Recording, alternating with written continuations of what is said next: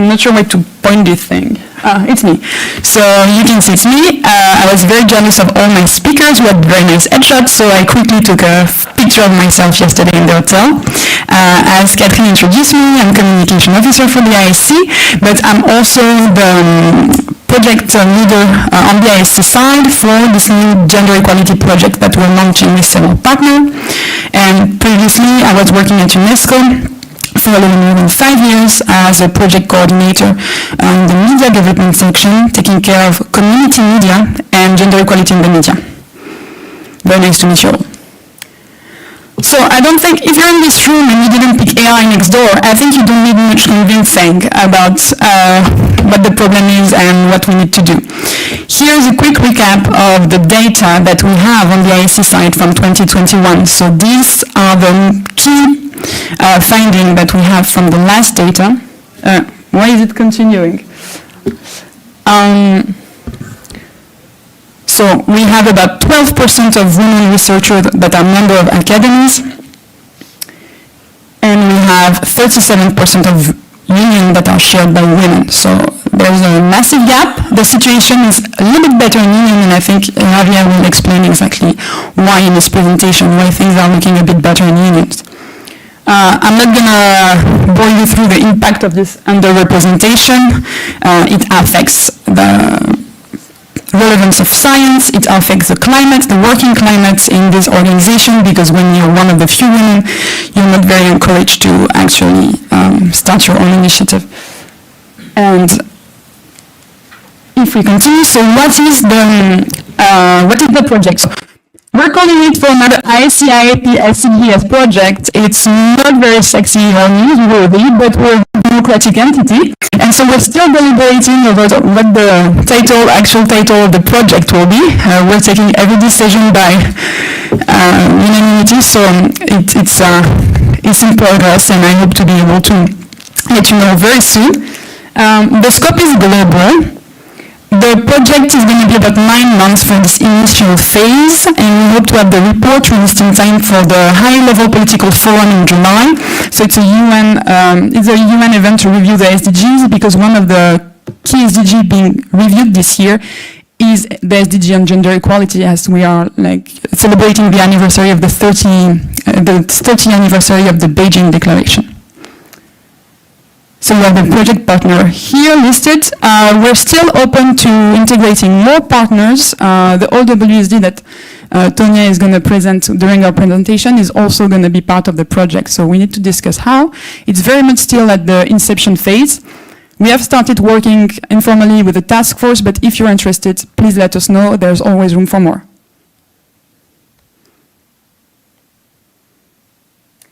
So a quick look at the project task force. No, that one. A quick look at the project task force. So here you can see the members who are really involved in the, let's say, the nitty-gritty of the project. So we're meeting every 2 weeks. We're all participating in the project definition. We've been working collectively on revising the quantitative survey. It's very much a hands-on project open to ISC members and partners. So we're trying to be as inclusive and collaborative as possible. You can see we have a nice diversity of type of organization. Unions are well represented. We also have representative from the IAP side. You know Peter McGrath, who is the coordinator of IAP, is part of the task force. He's been extremely helpful. And then we have Palesa, who's going to also give us a case study later. We have me, and as I said, we still have room for more people that want to be involved with the really daily management of the project, especially big shout out to the social scientists, if there's any in the room. We're lacking social scientists in the task force. There's going to be more opportunity to get involved. I'm going to get to that a little bit later. And yes, you're not dreaming, we have 2 men in the task force project. So we also have, that's another opportunity to get involved at a higher level. We're setting up an oversight committee for this project because we want the recommendation data to be evidence-based and the science behind it to be fair and square. So there's opportunity to be involved at this oversight committee level. We already have a few names confirmed, and I'm going to launch in the couple weeks, I think, I'm going to launch a call for interests on the ISC website, on the IAP website, on the STGS website. So if you're interested or you want to nominate somebody you think would be a good fit for this expert panel, please do so. It's going to be available in a couple weeks.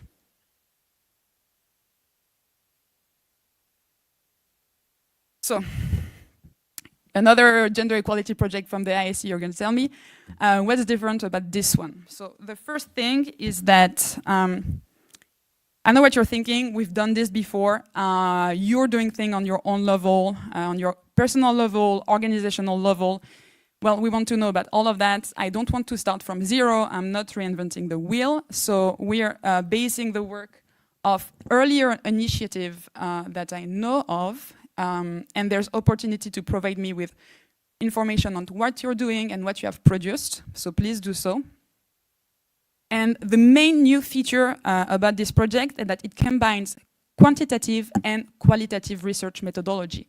Because in the past, if you look at the 2015 and the 2021 report, we have a very nice overview of the data, which is quite impressive in itself, because we have surveyed, I think it was over 200 scientific organizations, and we're getting data on most of them, but we have the data, and then so what? So the main added value of this new project is the qualitative aspect that's added to it, to generate insights and actionable recommendation on this data based on qualitative interviews with leading women or leading men in scientific organization, early career scientists involved in scientific organization, really anyone in charge of a committee, anyone that wants to share about their personal experience, you're all welcome to do so, either through a live interview or a qualitative form that the task force is going to prepare. So the objective, we want to follow up what's been happening since 2021, update the baseline data. We want, as I explained, get insight through the qualitative study. We want to develop evidence-based and practical recommendation by scientific organization for scientific organization, very much in the spirit that the Gender Gap in Science project did, where they had actionable recommendation made for unions. So we want to build on that, expand that for all types of organization. And we want to encourage your organization to develop a culture of systematic monitoring and evaluation. Maybe it's a bit ambitious for the 9 months, but I hope we can also work on developing a unified method for this data collection. If you're familiar with the work that UNESCO has been doing in gender and media, they have this gender sensitive indicator for media that is a very comprehensive set of all the indicators you need to measure to be able to declare if a news outlet is promoting gender equality or not. And ideally, one of the end results would be to have our own set of gender-sensitive indicator for scientific organization. And I know that the OWSD has been working towards this goal, and Tonia will be able to tell her more in her case study. So the qualitative side comes from a pilot project we've been working on with the SCGS. I'm going to keep turning my head. Where we've done 12 interviews with a woman scientist in scientific organization. It was initially a project I've done with the SCGS to complete my psychology degree as a end of year report. And thank you to Marie-Françoise, who maybe is able to join to the live stream for her support on completing this report. So we've developed initial qualitative methodology based on the phenomenological approach. So psychologists and anthropologists in the room will know what I'm referring about, and for the other, well, you should have picked social sciences as a major. But really, it's the study of the subject own experience. So I can feel the natural scientist looking at me a bit with suspicion here, but it's a methodology developed by Husserl. And if you're interested, I invite you to scan this QR code that will take you to the series of articles we've published regarding to the pilot that features 4 of the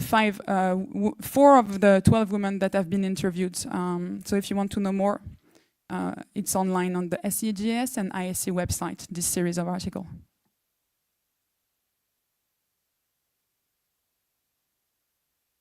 So from this pilot study, we've already been able to gather a number of actionable insights, and I'm summarizing the main one here on screen. You can see it. We've seen that what was remarkable is that all these women have acted on their individual, their own will as an individual experience, but the thing that they set up as individuals have managed to create institutional changes. And again, Tonia will address this phenomenon in her case study. So I'm not gonna go, I want to keep time for the discussion.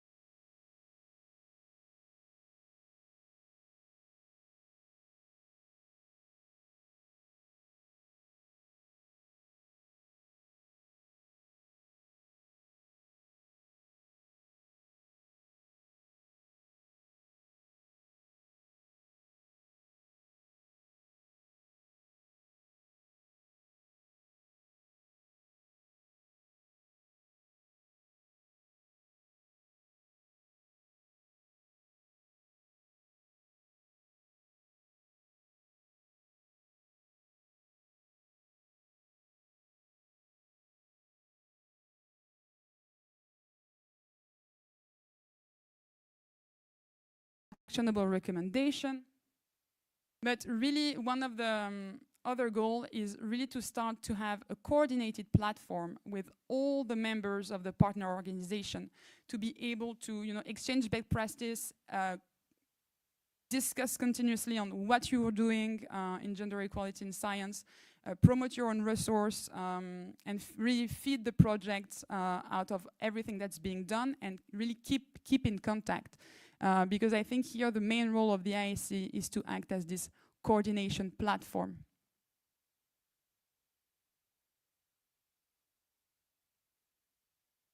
So why and how participate? I'm going to go quickly on the how to engage.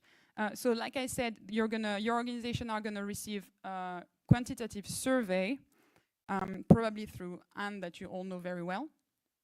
You can share also your experience in the qualitative survey that will be soon available. We'll be communicating on that.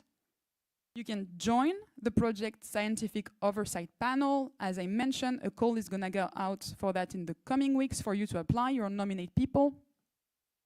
You can participate in the interviews that are also going to be organized if you want to participate in a deepened way than just the qualitative form.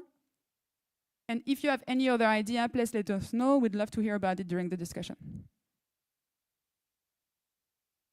And now I'm going to give the floor to Catherine or directly to Beatrice. Then I'm going to leave the mic to Beatrice. Thank you very much.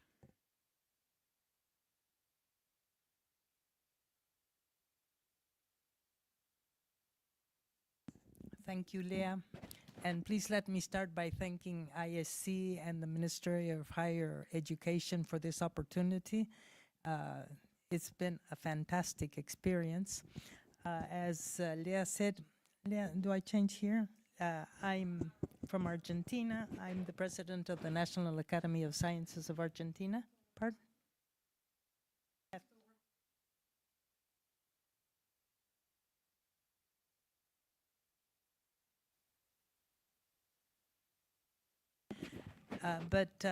I am also the executive director of IANAS.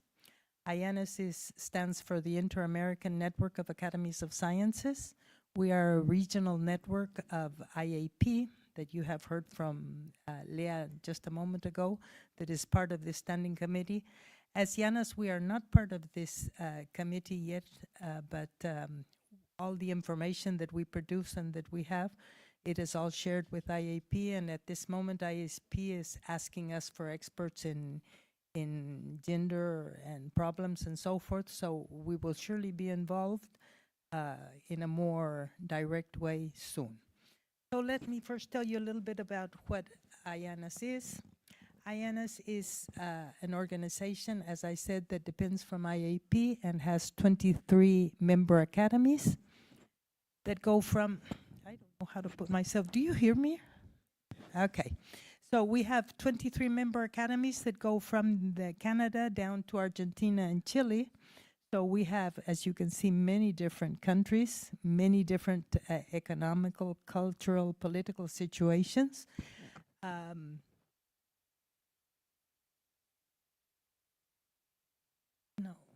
one back. This is the nomina of the academies that are members of IANAS. All the countries except Argentina have one member academy, although they can apply for more memberships, but all the decisions are made by a one vote per country basis. And these are the 23 academies we have with us. IANAS has 4 ongoing programs for a long time now: science education, women for science, water and energy.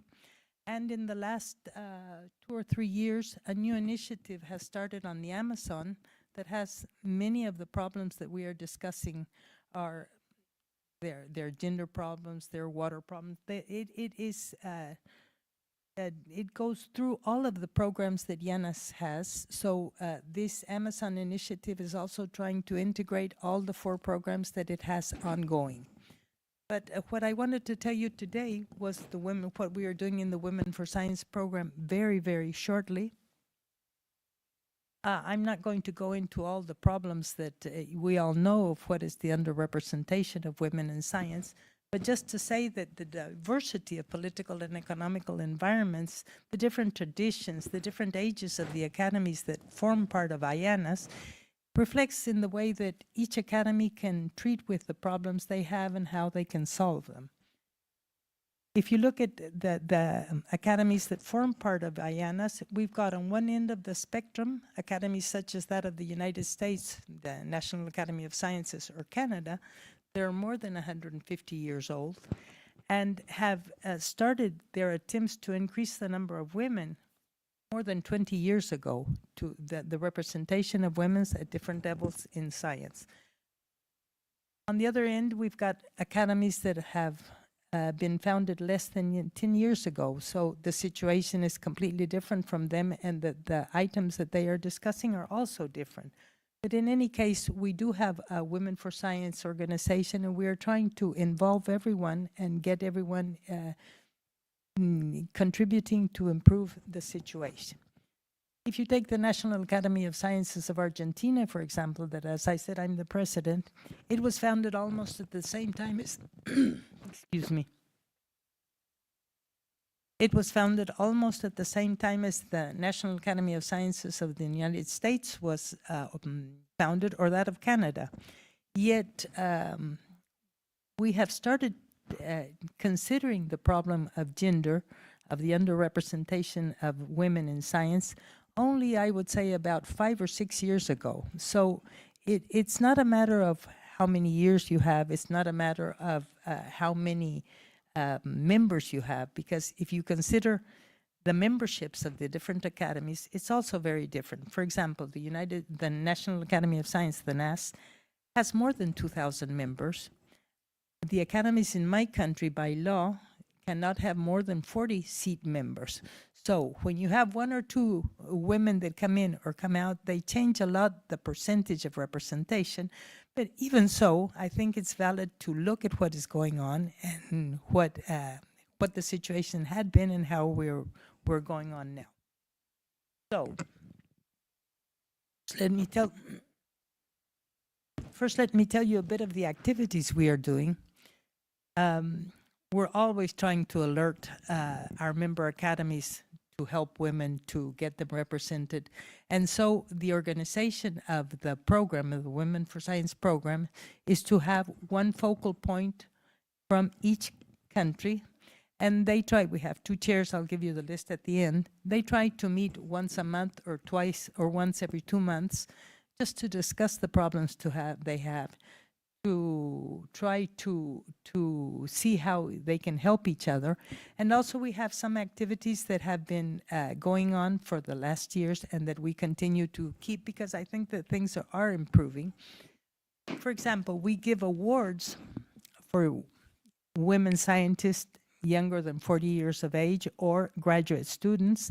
And these awards have a small money prize that goes with the award.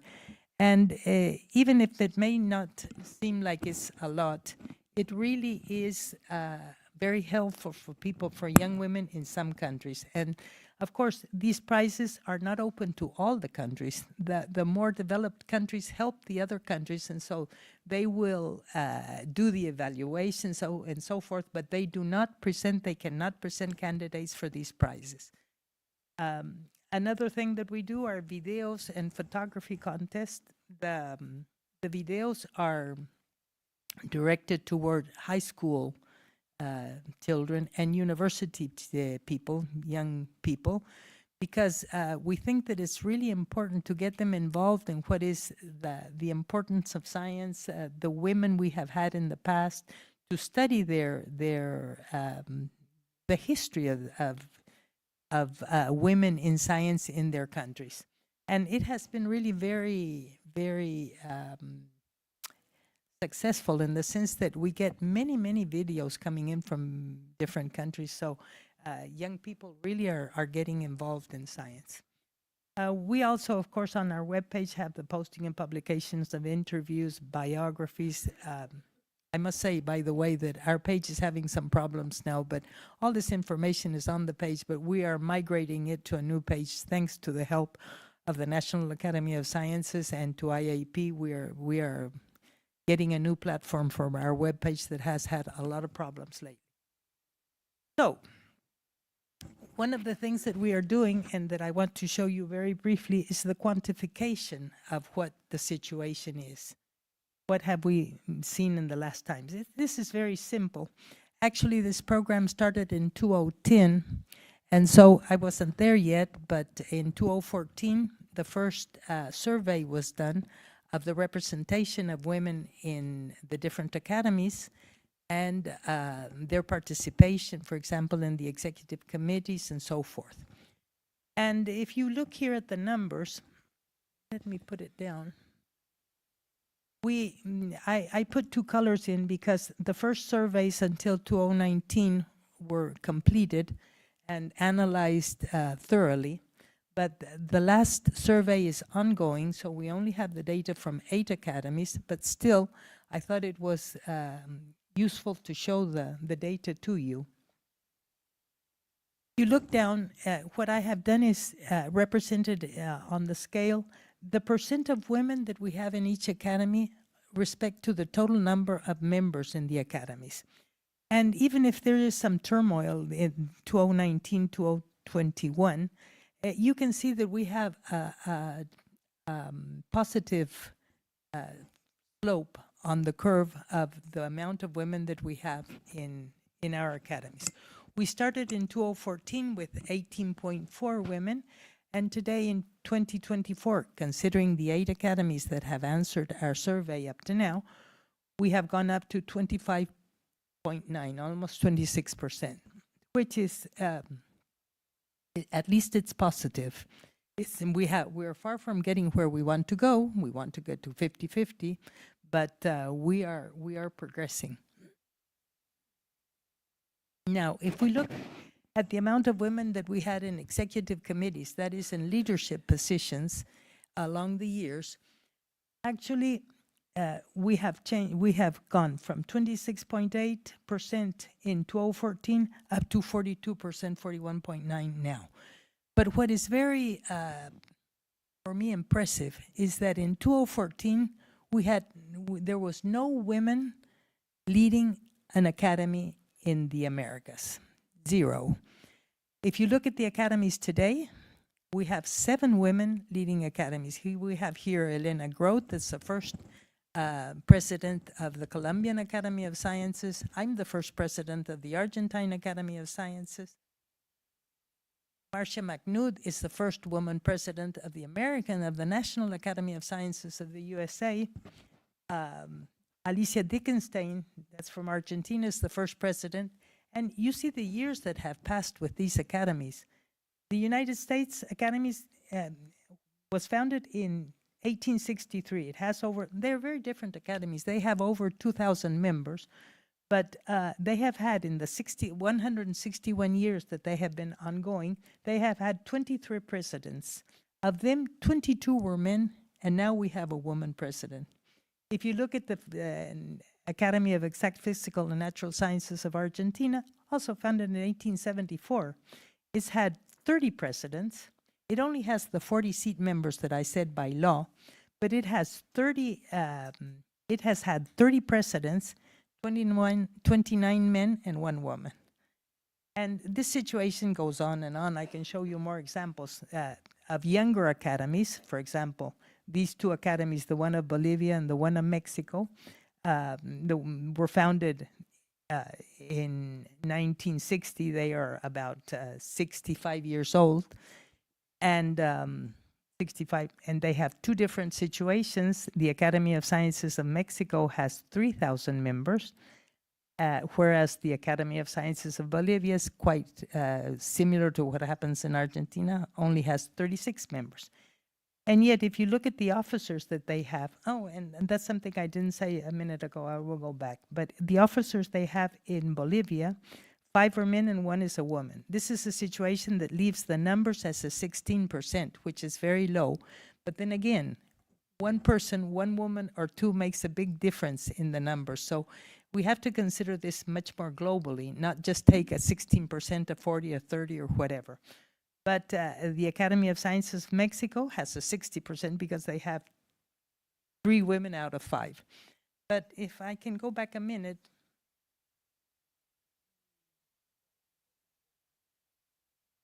But let me say that the National Academy of Sciences, for example, of the States, has 17 officers. And of these, 12 are women. So they're at the 70% of a representation of women in the highest leadership positions of the Academy. So I think that we are progressing. In general, all the trends that we see are that more women are getting represented, but of course, we have still a long way to go. This is the group of women that are working in my country. They should have been here. I'm not an expert in gender problems, but they could not come. But here we have the list of the countries that are participating. They are 2022, and even if we are not yet in the program, I suppose that via IAP, all our data will be included in this program, and surely we will have a participation in the future that I think will be interesting. Thank you very much.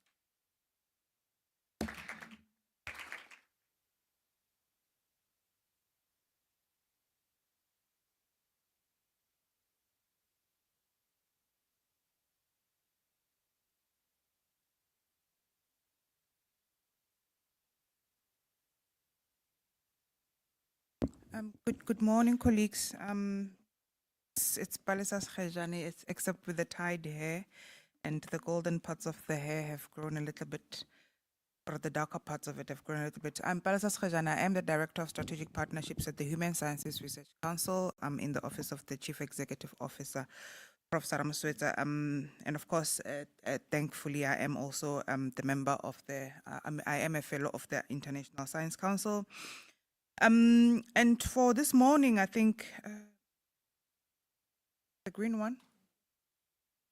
Right, cool. Thank you. So for this morning, I think as I appreciate my colleagues who have introduced the subject quite aptly, Catherine having touched on the fact that the research or inviting insights or understanding, excavating insights on what happens in the world of sciences where women are having to deal with gender challenges in the world of sciences. And also, I think with the 2015 study that was touched on a little bit on by Leah, which is quite interesting in terms of how it has demonstrated the gaps, but also at the same time, the interventions it has prompted in various institutions or levels. So when we were thinking about this session, I thought of, yes, we can talk about gender gap, we can talk about representation of women, but it all boils down to the fact that when we all leave Muscat, Oman, we are going back to our institutions, and that's where the real work has to take place, or that's where we get to understand and get the lessons of the landscape of representation of women, the culture, or how how the decision making also bodes. So that's what inspired my thoughts around the intricacies of institutional cultures in transforming gender landscape in the sciences. So I thought of just prompting a bit of agenda setting in terms of when we are in our institutions, what drives the agenda? What is an indicative agenda that we seek to achieve, particularly as we contend with the challenges of this representation and transformation? And it's not only gender transformation, but also issues of equity when we are transforming our institutions. And of course, we do come across multiple challenges of culture, and in this case, I'm not just necessarily referring to the culture in terms of where we come from, the practices of our culture, but I'm referring specifically to corporate culture. Of course, we do bring our personal culture into the corporate space, and that also informs how we practice or inform culture in corporate. So I'm really trying to understand what are those significant structural and institutional changes that need to be implemented. And one of the examples, which is not researched examples, and I'll refer to my council because I feel safe to speak about it, because also as a female leader within the organization, at least I have that voice to influence or to discuss some of these challenges. It is the fact that when we practice intentional leadership and being able to be genuine with the leadership that does implement decisions that are directed towards turning over corporate practices or cultures that might work against achieving this gender equity or equality, we do run a risk of not seeing it. And therefore, oftentimes we have seen ourselves in the past 24 months having taken deliberate decisions, being in a position to turn around that and making it a comfortable conversation or discussion, whether at an executive level or below executive or at the management level, so that we can sensitize the organization or the council to the change of practices that we need to find ourselves coherent with and in line with the values that that we subscribe to. And of course, I don't want to talk much about the initiatives that we have implemented in terms of as science councils, as countries. I think the presentation from Beatrice does bear evidence to the initiatives that have been implemented as to grow the number of women representation in the institutions. And I think another aspect that has been boding in my mind is the attitude of accountability, the multiplier effect. Because I think that if we do inculcate the attitude of the multiplier effect, we stand a chance of having rigorous conversations or rigorous conversations around the practices in the institutional in order for us to overturn that culture of that corporate culture. And yes, I do think that without getting into the details of the transformative leadership, but I cited earlier on the example of leadership, the leadership transformation in terms of making certain decisions. And one thing that I believe around around transformative leadership, it's a long game, and by saying it's a long game, I think a few years younger than me, and as a scholar activist around a representation of women in the sciences, a little bit impatient in terms of the wave of turning things around. But I think that now with maturing and being in the space for quite a while, I do begin to see the effects of that transformative leadership, which really is a long game, because the time for buying in for that transformation at an institutional level, it is quite critical. I'm not going to get into this integrity. I think some of the colleagues or some of the reports really do capture this. This is synthesized from various reports in terms of what plays as typical barriers. But I want to just a probe around the proactive bias and ask if we think proactive bias could work, because proactive bias is where we are conscious about biases that we need to inherit or concur with in order for us to make meaningful and sustainable interventions, particularly because the proactive biasness takes into consideration the fact that you understand the context, the local context or the immediate context immediately. So as a result, you are able to make that proactive bias or intervention on the basis of what is immediately known to our immediate context. And just briefly, this is from the Africa Gender Index report, and I think similarly it concurs with what Beatrice just presented with that gap between 2019 and 2020. Although the years here are different, but the data in the report is around the similar period, but the context a little bit different. But interestingly, from the report, as you do we have a pointer here? Okay, we don't have a pointer, not a problem. So, but basically, so I just singled out this aspect, a summary of a graph from the report, whereby there are three factors: economic, social, and empowerment and representation of women.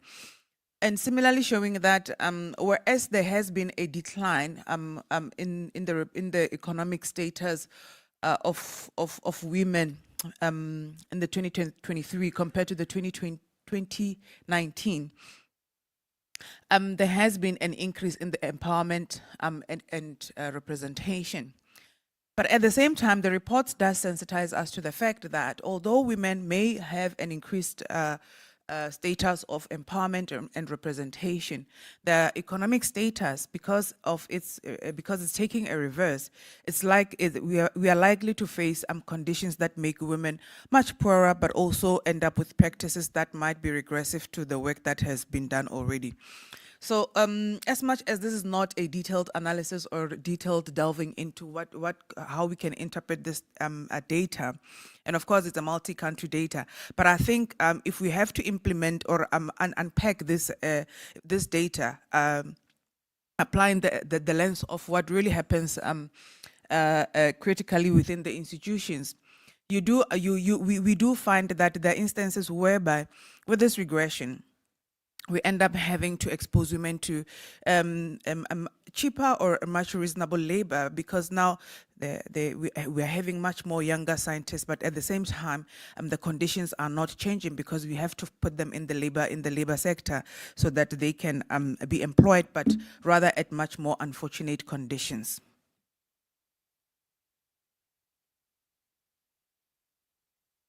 So I have taken this except from it's a EU it's from the EU report on pardon me, I forgot exact report, but I know what it says. EU Horizon, thanks. EU Horizon report, yes. So and I'm trying to juxtapose in terms of that's the lens in Africa, and also you do see the similarity with the EU status or the narrative even in the global north of the in the north of the globe. So where just this except where it's about there are many types of gender imbalances.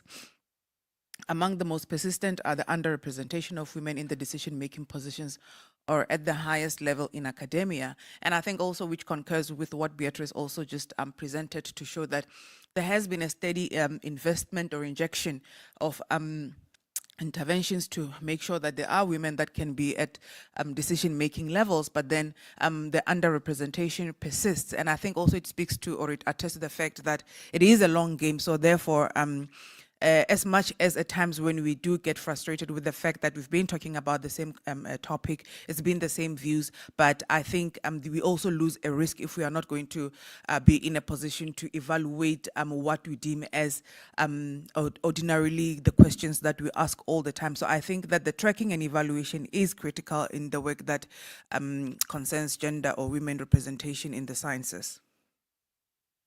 So I think what is critical really is to ensure that we can map out these empirical experiences.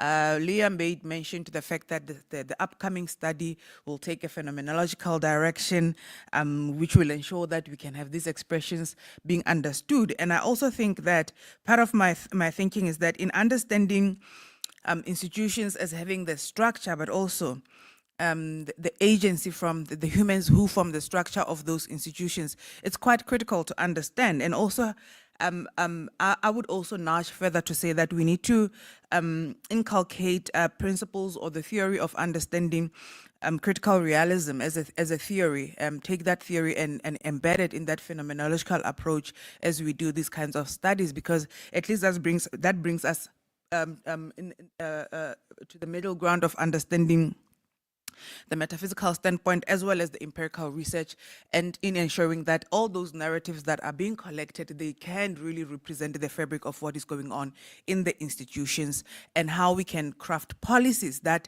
are responsive at the institutional level, understanding very well that we do have national policies, regional and otherwise.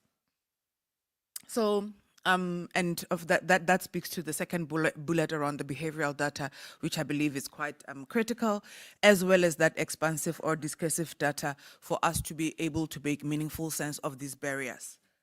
So in conclusion, colleagues, that is just my provocative, hopefully, presentation that can bring us to understanding the study that Leah was referring to, but also inviting for the questions of understanding what happens in the institutions and how we can turn around the institutional culture towards including in those science institutions. Thank you.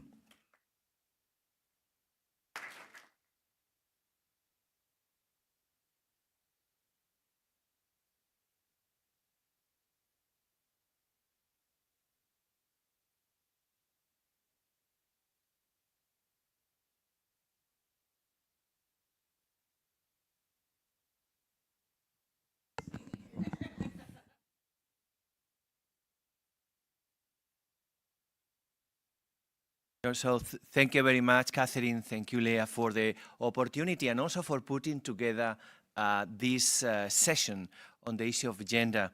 And I'm delighted to be able to say a few words about the different efforts that we are undertaking at the International Union of Pure and Applied Chemistry. The main message that I want to share with you is that diversity is at the core of everything we do. It is in our mission, and to make sure that everybody understands that when they come to IUPAC, diversity is at the core of what we are doing, that's very prominent on our website. So everybody coming to IUPAC, they know that that's part of our mission, that's our core value of our union. Also, to make sure that this is actually shared by the community, a few years ago we launched a big effort within IUPAC really to find our ethos, to understand what is defining the membership. And we came with this mission here, and I'm not going to read out everything that is related with diversity agenda, but you will see how we are making an extra effort so everybody, I mean everybody, feel welcome at IUPAC. That's critical for all of us. And again, we want young people to feel welcome at IUPAC from all over the world. And we try to put that very prominently on our website and all our materials. Also, during my presidency, we launched a whole committee on ethics, diversity, inclusion, and equity. This is very important because one thing is to put diversity on your website. Also very important to go through this big exercise to find the ethos of your community. But it's even more important to have a committee to make sure that you're actually walking the talk. And we have this very important committee that makes sure that we actually implement our values. As a union, we also have a responsibility towards our community, the global chemistry community. So this committee and IUPAC provide guidelines. So if there are chemical societies or chemistry departments around the world, we are providing guidelines to make sure that diversity is at the core of everything chemists do. And I think that's a responsibility of all unions to make sure that our communities, in our case also the chemical industry, are really as welcoming and inclusive as possible. Now, how we are doing it. I'm going to highlight only 2 examples, and I want to start by thanking the International Science Council for providing us with the opportunity and the funding with other unions to embark in the gender gap, which I think, and I can tell you that now that we are in a small group, that it really helped us to start our own conversations about diversity. So yes, this was on gender, but that really catalyzed a conversation about diversity and inclusiveness within IUPAC. So we contributed in terms of the chemistry aspect of this report. It was critically important to us not only to know our institution and our community, the global chemistry community, better, but also, as I said, a former president of IUPAC, Mark Sisa, was involved, still involved in these efforts. He also chaired our initiative on our mission, and all of these were coming at the same time. So I can tell you that through this ISC initiative, we really start a conversation on diversity within IUPAC. So thank you for that. I also want to invite my fellow unions and of course Academy to contribute to these ISC efforts, because there are many things you can be learning from other unions for ISC. And again, I think our communities, either we are national academies or disciplinary unions, our communities in our countries or our colleagues, chemists, mathematicians, historians of science, are looking up to us for some guidelines and reference, and we need to live up for that mission. So thank you, ISC, for this opportunity. And then another thing we did when I was president, and we are going to launch this year, is this guiding principles on responsible chemistry. I don't know if you are familiar with the principles of green chemistry. So that's very important. That is taught in every chemistry school around the world, and that's basically doing chemistry in a way that is not harming the environment. I guess that makes sense.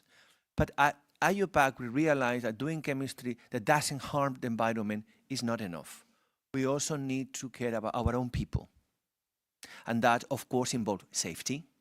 Nothing surprising about that, but also diversity, inclusiveness. And that's why we extended concept of green chemistry, course, is mainly about the environment. Then now we embark on responsible chemistry, caring about each other. And we want this code of conduct to be implemented again in chemistry departments, the chemical industry, and all around the world. So this is a leadership opportunity for unions, because this is how the next generation of chemists will be educated. 30 years ago, with the movement on green chemistry was launched, I'm sure the founders of that movement, my good friend Paul Anastas, couldn't imagine that pretty much in every chemistry course, green chemistry is part of the curricula. We want responsible chemistry to be part of the curricula in the future. Chemistry is not only about the environment and molecules, but also about people. And now, a more festive note, if you want, on the occasion of the International Day of Women and Girls in Science, February 11th, I guess for this community, I don't need to remind you, we make a big party. And everybody's invited. And again, this is not just for chemists, it's for everybody, not only for women, for everybody. This is the Global Women Breakfast. So this will be the 6th edition of this wonderful initiative that my good friends Laura McConnell and Mary Garson launched in 2019. 2019 has a profound meaning to chemists. It was not only 150th anniversary of the periodic table, was the International Year of the Periodic Table, and the 100 years of IUPAC. So on that, we launched this beautiful initiative, and I will invite all of you to join us. Of course, the goal is to celebrate women in science. That's important. So during this breakfast, women are invited to tell everybody about their achievements, about their problems, challenges. Also, to build a global network, wonderful things are happening by connecting women from all around the world in this global initiative. Also inspire younger generations, both men and female, and then to support professional development. And I can tell you that depending where the breakfast is located, goes from just empowering women to embracing diversity in a much wider meaning. And that's a beautiful thing that is also coming out of this global women breakfast, which is, of course, extending the idea about inclusiveness, not just about gender issues, but about diversity in general. So everybody feels welcome and invited to the science, to the knowledge endeavor.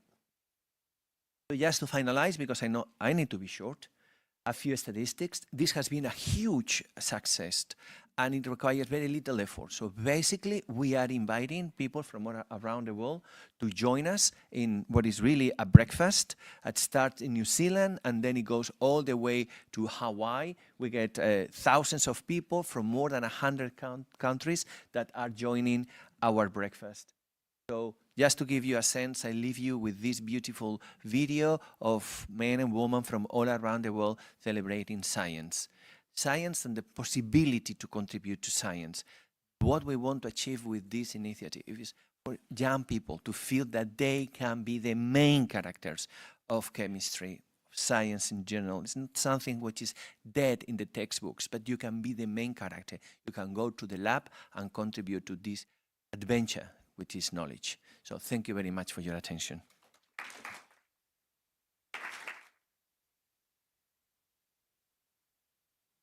And so the last of Sonia Blauers.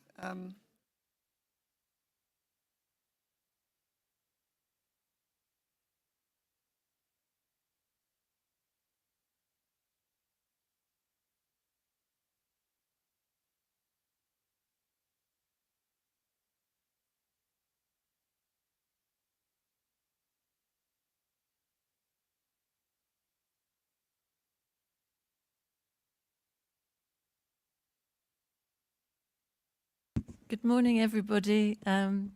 Last speaker, I try and keep to time if I can. So we've heard a lot about this wonderful project, and in fact, the Organization for Women in Science for the Developing World was involved at the very beginning of this recording of women in science in the academies, because we are based at the World Academy of Sciences. and we had a role on their gender advisory panel. This was way back in 2016, and we decided to request from the executive committee of TWAS, the World Academy of Sciences, that they would record the numbers of women that were attending their conferences, the numbers of women that were chairs, the number of women that were members, and then they had to prepare a report, and it had to be delivered by the Secretary General at the annual general meeting. And so that accountability that we were talking about earlier has actually really made a difference, and the numbers in TWAS have changed quite radically. In general, however, the picture is quite bleak for the academies. I think you all know that. Still around about 12%. Some academies even less than that.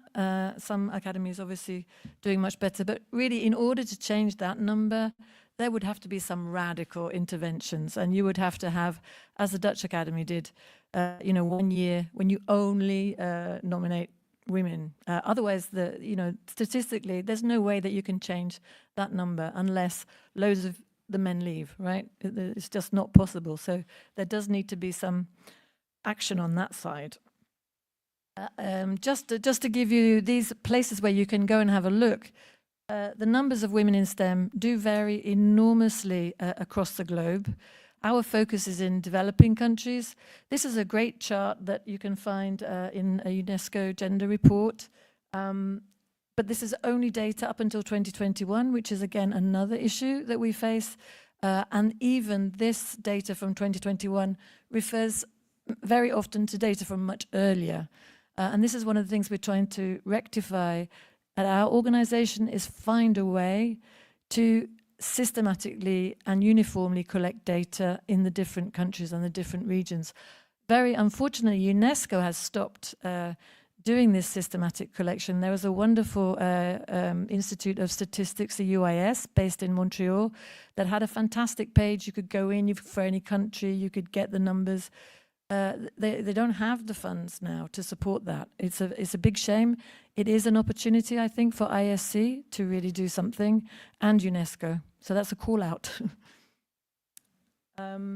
Just to exemplify the kinds of differences, you can see the Arab region is doing much better than most of the regions in terms of representation of women in STEM. And at OST, we've certainly noticed, for example, that women coming in for PhD fellowships at OST in physics, the majority of them in the past have come from Sudan. And when I speak to people here, I was speaking to the young president of IUPAP, I think. She's here. She's the only student here, which is another thing that ISC should think about. She's the only student here. And she was telling me she comes from Iran.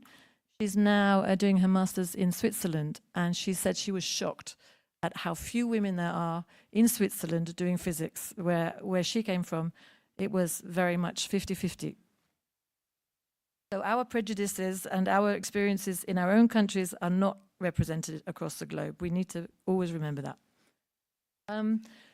So to frame my talk, I want to start with the call for action from UNESCO. I don't know if you're all aware of this. It's a really excellent and very coherent call, which has, they launched it in February last year on the day of the International Day for Women and Girls in Science.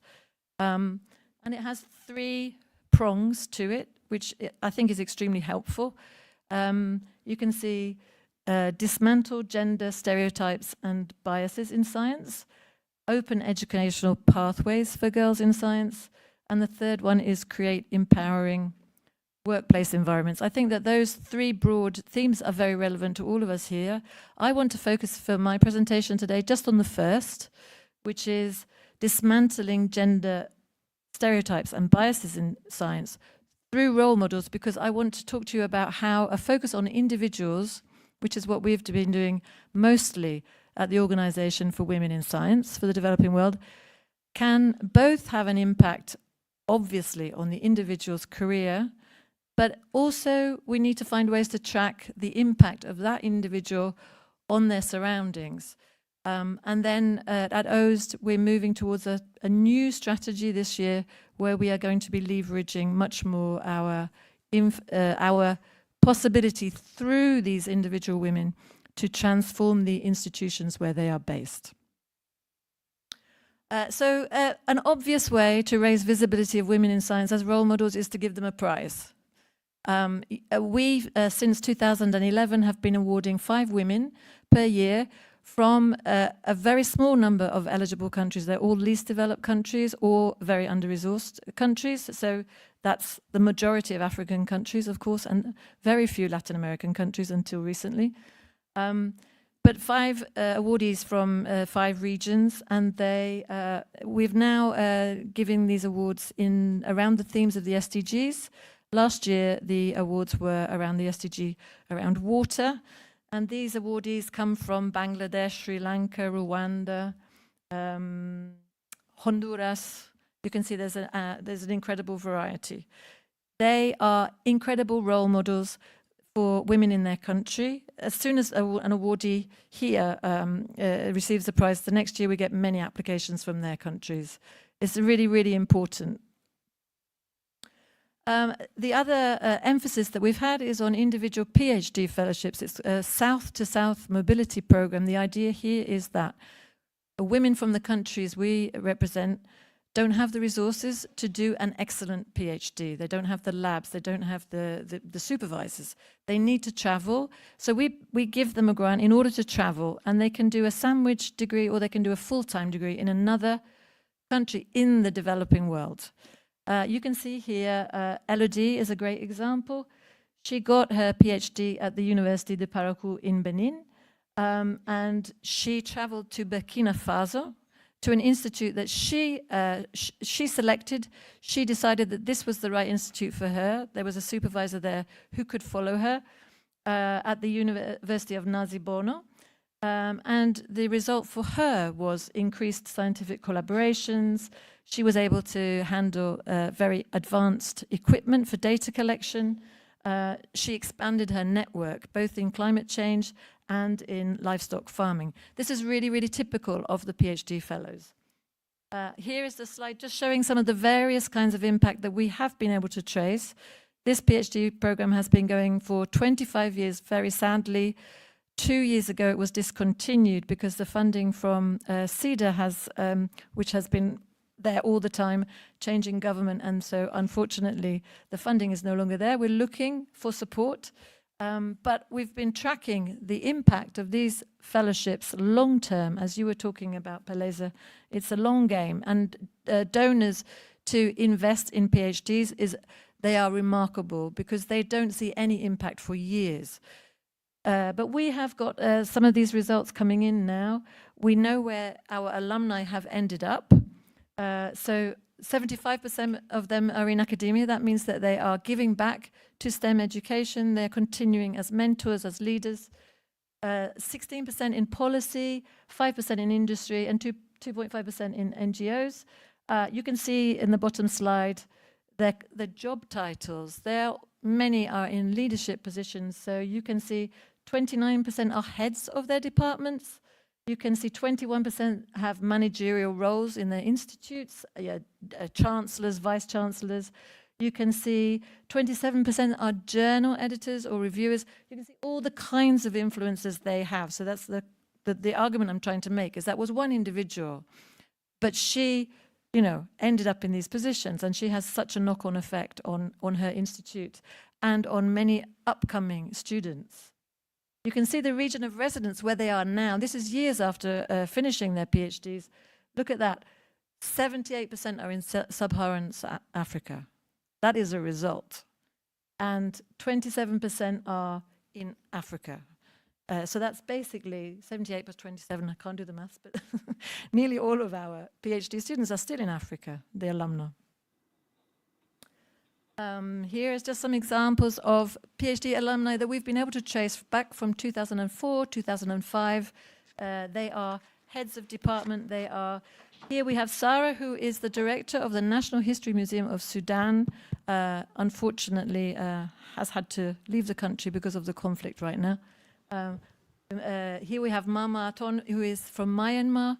She also has had to leave her country because of the conflict.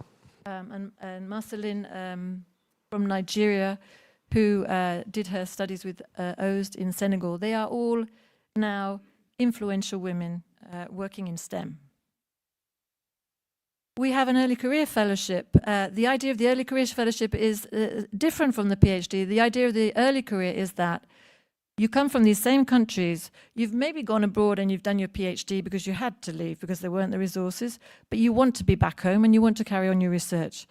You get a grant from OSD up to $50,000 to set up an institute in your center of research excellence, so people can come to you and use your laboratory equipment, use your labs, and create your networks. These have been remarkably effective as well.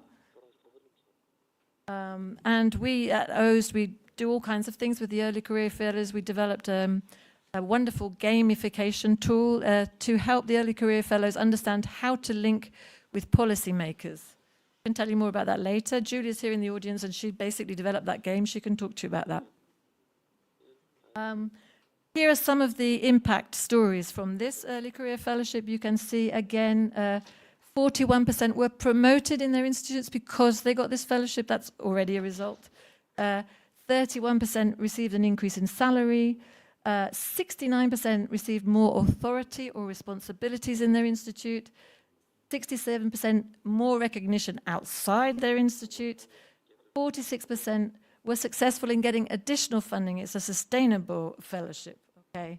I could go on with all of these impacts, but this is also the kind of data that we are collecting. It's not easy to track impact, but we've got lots of mechanism. We have surveys, we have progress reports, we have final reports. We've got lots and lots of data coming in. And just to tell you about a new program, which is really now we're finding the way to work directly with the institutes as well as the individuals. This is a master's program for displaced women scientists. We have set up 2 institutes. We work with Hashemite University in Jordan and with Aydın University in Istanbul. This is for refugee women who are already based in those countries, and they have to apply through the usual university system, but there is a kind of filter that they can apply for the specific OSD Scientist Award. We have 25 of those awardees now in place. And we're also providing workshops for the Wisdom Fellows to try and understand what are the different challenges that women face as they are displaced from men. And they are quite dramatically different. If you think about it, there is the safety aspect, traveling on your own. There is the domestic violence aspect. There is the fact that you are trying to, provide for children that you have brought with you, and the home care is extremely challenging. So what happens in that context, and what can be done to support women in that situation? And finally, we've got underlying all of these programs, we have the OSD national chapters. So we have a very impressive number of members. If I tell you the number, I don't think you're going to believe me. We have 11,000 members. These are all women scientists with at least a postgraduate degree in science or social science, living and working in the developing world. These members, when there's more than 20, they set up a national chapter. How many national chapters do you think that we have? We have nearly 60.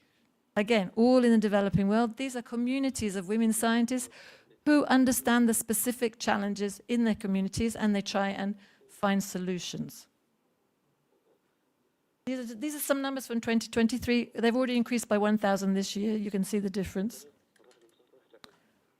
Finally, this is the most relevant to today's topic. We've just initiated a new data collection pilot project with 3 of our national chapters, with Zimbabwe, with Rwanda, and with Bolivia. And this is being developed with Alessandro Bello, who's a consultant who used to work on the UNESCO Saga project, which is another project that is really relevant to this topic. And he is developing with the national chapters a series of indicators, how to map what's already out there in terms of data, how to collect data through surveys, as well as interviews and focus groups. What are the sorts of questions you can ask? How can you do this?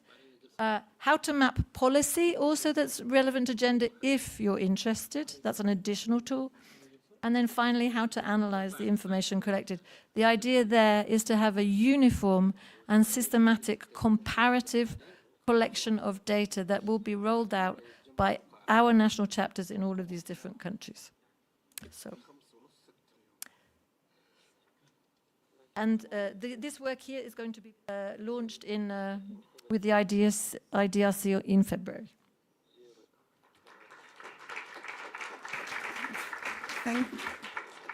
Thank you very much, Tonia, and to all speakers. Without further ado, I think we will give ourselves until 1:45. I'd like to invite all speakers to come and sit down here together, and I think we'll open the floor so that all of you who have been listening can give us some feedback and also some input. Yes, I think we have, okay, first person is back, well, further back, and then. Hi, my name is Hanin Dwaib from Palestine. Can I? Yes, please. Yes, my name is Hanin Dwaib from Palestine. I am an OSD awardee. I am just maybe a bit biased to Tonia's talk and OSD accomplishment. I'd like to thank Tonia, Julia, and the team of OSD and the national chapters, everything, because indeed I was awarded with the Early Career Scientist in 2023, and since then my life has changed. I was offered a lot of opportunities. The fund, the generous fund that they gave me, I was going to conferences. I started a small research group where I come from, Palestine, where we didn't have much research. So that's like a live testimony of what Tonia just said. Thank you so much.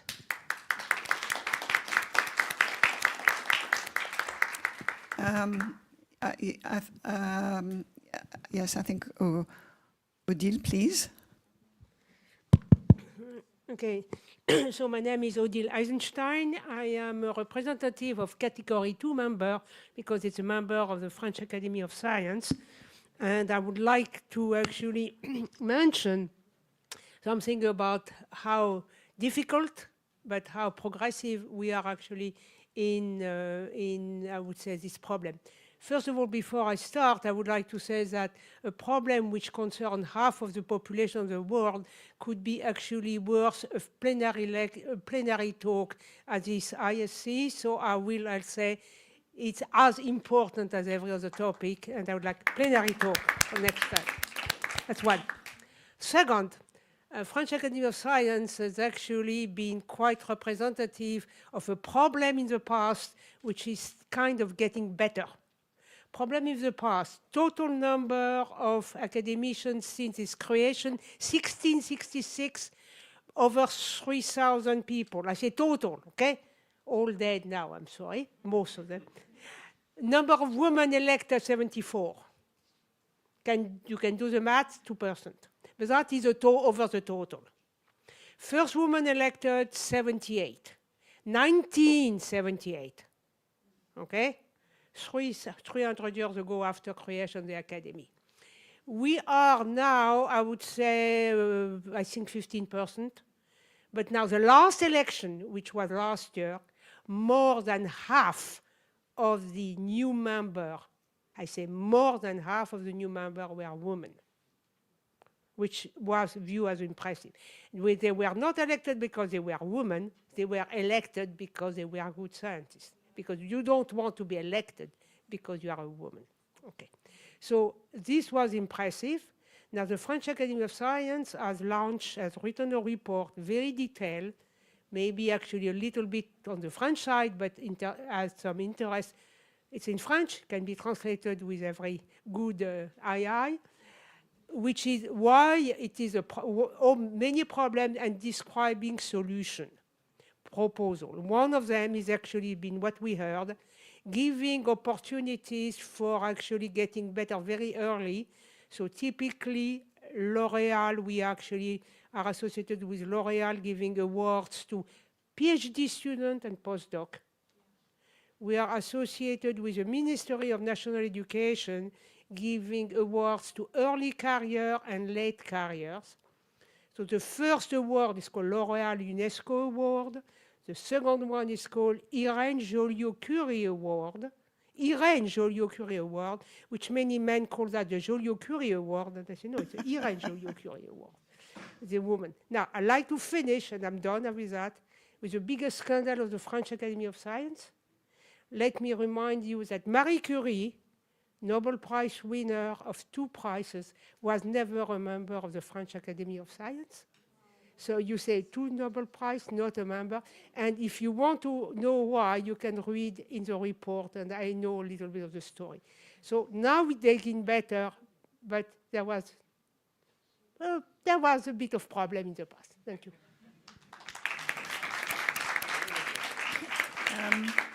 Thank you. Microphone. Thank you. Hello, everyone. I am Bibya Sharma from University of the South Pacific. South Pacific, not Australia, New Zealand. This is Pacific, countries beside Australia and New Zealand. So I have 3 things. Very nice presentations, and I see all these opportunities. I would like to say we would want to be very much involved, Leah, in your projects, etc. Somehow, and I was talking to my colleague here, saying that in all these presentations, I basically didn't see South Pacific representation. Our women are missing from here. Now, we do have this problem, I think, in the South Pacific, because like gender divide and digital divide, we have this opportunity and visibility divide. So I hope in this particular forum and moving forward, we could think about extending the opportunities to the South Pacific women as well. We do have dire problems when we look at the representation of women in our science. Engineering, we could count 1, 2, 3, 4. Mathematics, we can count. Biology, chemistry is okay. IT is almost okay, but we are trying to have some efforts, some initiatives, but it will be very happy and good if we are getting the feedback, the support from some projects, from the experts from here. Thank you. So I would like to say, please do not leave without giving us your contact detail, right? We start from here. Yes. I am Marcia Barbosa, elected Vice President of the International Science Council, member of the Brazilian Academy of Science and the World Academy of Science. Sometimes I have the impression that the Global North thinks that they don't have a problem because most of the activities are driven to the south.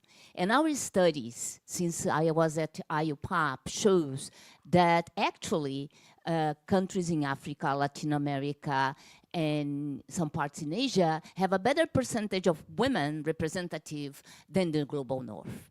And actually, in certain fields like technology, where women are absolutely absent, and in some places are decreasing in the numbers, in the Global North is the place where impact are more driven. And even said that, I think we have to also discuss which activities we are doing to make sure that we increase the percentage of women in the United States and countries in Europe, because it's there where you really bring the CEOs that were absolutely absent as women when you see the global picture. And they are the ones that are now saying to the companies, stop affirmative action. And by the way, data shows that affirmative action, having percentage, having imposing laws, works. So we should follow the data. Thank you very much. Just a comment. I do not think anybody involved in what we are doing here thinks that the North doesn't have a problem. We have, with the Gender Gap in Science project and lots of other data, We know that the North has a problem and certainly has nothing to teach to the South. And this is why we must talk and share experiences. But we are not, I totally agree with what you said. Okay, I think, yes, you had raised first. Okay. Thank you so much. I actually came all the way from the back because I thought maybe you can't see that far. This is really an interesting session, very important session. My name is Pulane and I'm the OST Vice Chairperson for the Botswana chapter, Botswana National Chapter, so we can all guess what I'm going to be asking about. So indeed, OST has demonstrated its impact, and I'm glad that we actually have, and I'll get to meet someone who's benefited from it. Now, the unfortunate thing is the least developed countries' issues, right? In Botswana, we are assumed to be not least developed, right? That we can fend for ourselves. And this creates a huge problem for us because we have members and we keep recruiting more members, but every time anything is shared on opportunities, we cannot benefit from it. And we keep asking the question, what was used to determine whether we qualify or not? So my question is mainly, is it in the pipelines to maybe have a review of this, an evidence-based, data-driven review to look into the OST national chapters, to look into the capabilities so that we do not find ourselves having so much of a divide and some national chapters never benefiting at all. Thank you. Thank you very much. So I think now behind you, people who haven't moved up, I think, yes, please. Could this lady have the microphone, please? Over on my side here. Thank you. Thank you. My name is Maretta. I'm from Papua New Guinea, from the South Pacific. I was listening to your presentations, and especially the last presentation about supporting women, sponsoring them for PhD and that. And I consider myself really blessed and lucky to be Papua New Guinean because of our connection with Australia. And I don't know if there are Australian representatives here, but I think Australia does a great job in promoting women with the policies, with the investment that they have in the Pacific, especially for Papua New Guinea. I can only speak for my country. This year we're celebrating 50 years of independence, and we PhD holders, women who have benefited from Australian awards, we're sending emails around to see how many of us have benefited from this Australian award. Can we publish a book to tell our stories? And we are more than 100. We are in Papua New Guinea. So I'm so proud sitting here as a member of the Pacific Academy of Sciences, the newly launched one, and it's also sponsored by Australia. And we are here. I'm also a council member now in the Asia Pacific Focal Point, and I hope to represent my women as well in the Pacific as well, because there's Fiji, Samoa, and the smaller Pacific Island nations who are members of this Pacific Academy. But I was just listening to the challenges that you have and all that, and that made me feel appreciative of what Australia does for us. I'm thankful for that. There's a lot of lessons we can learn from that. Yeah, I just wanted to share that experience. Thank you very much. So I would like to ask you and all the ones who are talking, if we are not in touch with us, please give your contact details to Leah, because we are also doing interviews of women scientists, and we need people from South Pacific, Papua New Guinea, and we do not know you yet, but we want to keep in touch, okay? Yes, I can see 3 hands raised near the aisle, so in any order, yes. Okay, should I start? Okay, yes. Great. I'm Grégoire Borst. I'm a professor of developmental psychology and cognitive neuroscience of education, and I'm doing research on the issue of gender inequality starting from preschool, basically.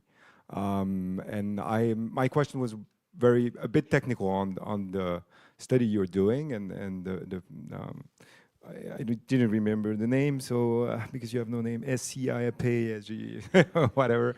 I was wondering whether you also measure implicit biases, because we know that this also drives a big part of the behavior, and those are very complex to change. And if you just look at the output from a purely objective, of course, you raise the number of women in Academy of Sciences, but it starts before. So the whole idea is how do you engage more with primary and secondary school education, and what are the things that you could contribute in that matters? And the second thing is whether you use some type of measure like that, because the issue is that those measures are really bad at the individual level, but they're great at the institutional level, because they showed basically that if you enforce some types of a change at the institutional level, you can basically decrease a bit the implicit biases. So I was wondering whether that was it. And the second question was whether you did anything on the long run, because there is a lot of data showing that a lot of the evidence-based interventions works, but for a very limited amount of time. And when you stop doing that, basically the effect fades away. So I'm also represented in the International Union of Psychological Science here, and there's a lot of things that we can also contribute in that matters. Thank you for this question. I'm going to respond to it. And then I think we can give a chance to the panel to respond to the question of the lady already. And then we'll take the other question. On the implicit bias, well, the pilot study very much did so because it had a social psychology lens exclusively. So we did take a look at that. I mean, I did take a look at that when I analyzed the discourse of the interview. Sorry? I'm talking about the implicit association test. That's the only one that will give you the implicit biases. Okay, so that's something we can totally integrate in the study. The pilot was very much a pilot. So what we did, we coded the speech of the 12 women we've included. So I said you're shaking your head. So we did pick up on some implicit bias that they themselves had or that their peers had. That's something we'd love to hear about and integrate in the study. So please do get engaged. And on the next one, I forgot your next question, sorry. The long run. So it was not maybe very clear in my presentation, but we have data since 2015. So the 2025 study will compare to the baseline of that 2015 study. So it's already 10 years evolution. So I think it's quite long term, and we're aiming for it to be even longer. You know, we're aiming to do that in compliance with the recommendation that were made. We're aiming to do that at least every 4 to 5 years to continue with this data monitoring. And please do get in touch about the implicit bias, because we'd love to have a social science lens to the study to make sure the qualitative is accurate. Thank you. One more point. Ayub Sai is a member of SCGS, but since Pam stepped down, we no longer have a representative. So please volunteer, come and join the SCGS, because we need this kind of expertise in our committee. So maybe we'll, sorry, I think you've been raising your hand for too long, so please should have the floor. And then we will get our panelists to respond. Thank you very much, Chair. My name is Tabi Lendlovo. I represent the Kingdom of Eswatini Academy of Sciences as the current president. And thank you from the presenters for the insightful presentations. Maybe my contribution, or maybe some of the questions that I may have or throw into the discussion, are issues that speak to, I think I would like to agree with one of the colleagues here who talked about that this discussion is not just for us only, it belongs to the plenary, because we cannot make the change that we want with only women in the room and a few representatives from men. And I feel like it's a discussion for all of us when we think about the intrinsic biases that are there. we all need to come to the table and talk about this so that we forge a way forward. And also, I wanted to also talk about the issue of empowerment initiatives. I think we do appreciate the initiatives that OSD has made, UNESCO and many other organizations. And also the initiatives towards early career initiatives. But I also want to for us to think about mid-career opportunities for some of the countries, because you find people going back to their countries and they find themselves being left out. Like my colleague from Botswana here, they don't qualify either as least developed for one reason or the other, and time goes on, before you know it, they are not early career and they are just stuck there for a long time. So I also wanted us to also just think about that, and if there are any opportunities to also consider empowering some of those career women. Thank you. Okay, now I will ask our panelists to whether they want to comment on what we have heard from the floor. I think most questions were towards OSD, so I think I'm mindful of time, so I would rather OSD takes on the questions posed to it or respond. Sorry? I'm saying that I'm not going to respond to the questions because there was none directed to me directly. They were mostly focused on OSD, which I think are critical because they have to do with development. Thank you. The question of which countries are eligible for funding is always asked, and it's always very difficult. Originally, our countries were all sub-Saharan Africa and least developed countries, and there were very few least developed countries outside Africa, actually. Then we just moved to least developed countries plus scientifically under-resourced countries. We have 66 countries, and the reason for that is that actually our funding is extremely limited, really very, very limited.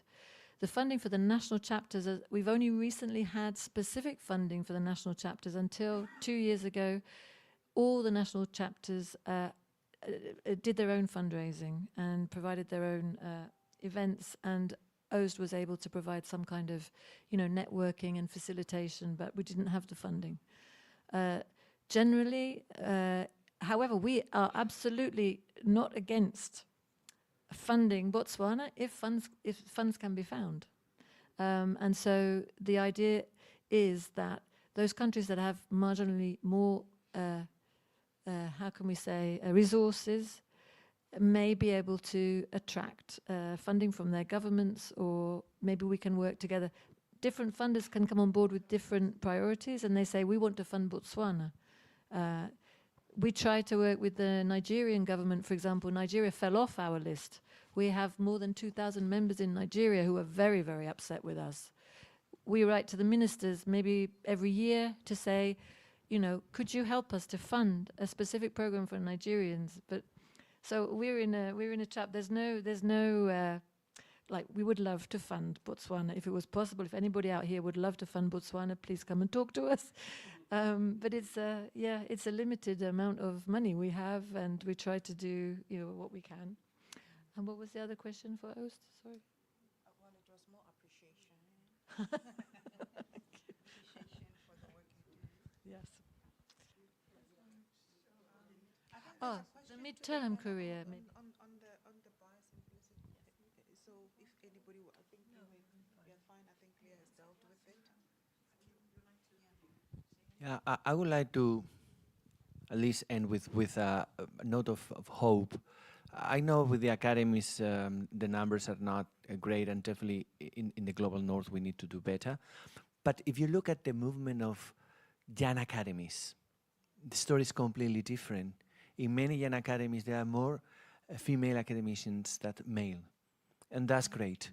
And I think we should be learning from what the Global Young Academy and the young academies from every country is doing, because they don't have this long tradition of male-dominated academies. So when you give a fresh start then you see that what the scientific community is doing is empowering women. Empowering women is one thing, but there are marginalized communities, as you said. What we found in IUPAC is, the gender issue is an issue, but marginalized communities is much more difficult because they are much less visible. So we also need to make an extra effort to get more diversity in terms of geography, but also just marginalized groups with our own communities. Say something? I would just like to say that one of the things that we started many years ago was trying to get to the very young students, young girls, because at least in many of our countries, there was the culture that science was for men. There was a stereotype. So the academies have the unique opportunity to bring the girls in, to show them that everybody can be a scientist, to change the way they start. As we have many contests and things starting from kindergarten. And I think that has been really very useful a long time. And I don't know, it's one of the factors that you surely helped. So I think we will close on this optimistic note. If you haven't had a chance, come to me over there, and we would also like to keep in touch with those of you who are interested, because it's an ongoing project, there will be more, and while we are not problem solvers, we need your questions, but also the answers you have found locally or in a particular discipline to, give us inspiration and to see whether successes in one place can be also reproduced in other places. Thank you very much, and I will also take the message that this is not a topic for a parallel session, but for a plenary session.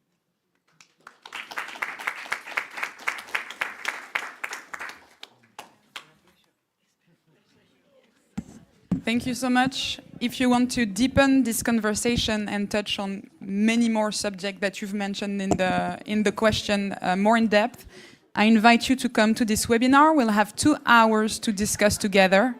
It's in 2 weeks, so thank you.